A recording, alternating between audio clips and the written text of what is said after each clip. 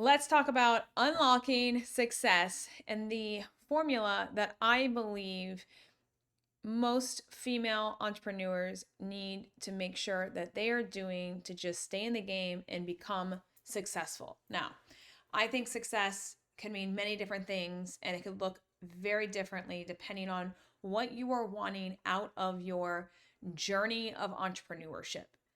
A lot of times people start entrepreneurship, they're just looking for money, quick wins, all the things. The true entrepreneurs are looking for impact, something that they can build that lasts for a long time, and truly self development and always willing to learn. And that's okay if at first that you're, in it for the money, that's okay, but eventually it will start to become something else. And so I think I don't think, I have realized and come to realize the true success does not come from a business tactile module or more Con Ed. It actually comes from you developing yourself. And this is why PelviBiz is just set at such a high standard, which is why we cost more, because I truly believe if I can just elevate the version that you're already bringing me, and we can evolve a newer version of you that is so much better than already how amazing you are, everything else will 2 to 3 to 4x in your life. And so I feel like as a coach in the entrepreneur space and truly like formulating something of making people successful, number one is actually getting them the results that they're looking for. A lot of my clients want to get out of student loan debt and make money. So we do that for them. We make them 22K on average if they're with us per month, more than what they come in at, if they're with us for a year. And they're committed to they're committed in doing the thing. I can also say that what we also do, which I feel like is successful, is we are able to create an asset and get them to be able to pull themselves out of the business. And to me, that's even more successful than making the money. It's them being able to spend time with their family, them getting time back with their spouse, them getting time back for themselves to get themselves right. And the biggest hack that I could give you of being an entrepreneur is self-care and you taking care of you.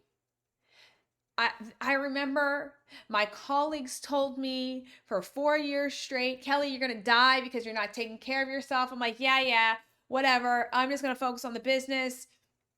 That's it. But what I realized is, holy shit, they were right. They were right.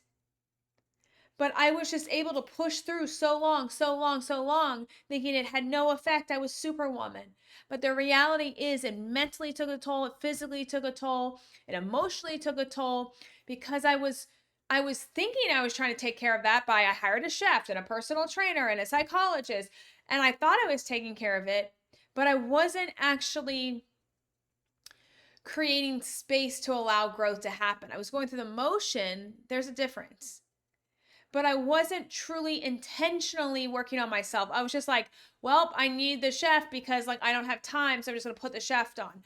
Rather than saying, I have the chef so I can intentionally eat well so that I can decrease inflammation and be able to have more energy. That's more intention focused versus I'm just doing it because I want to spend more time in my business. Do you see the difference?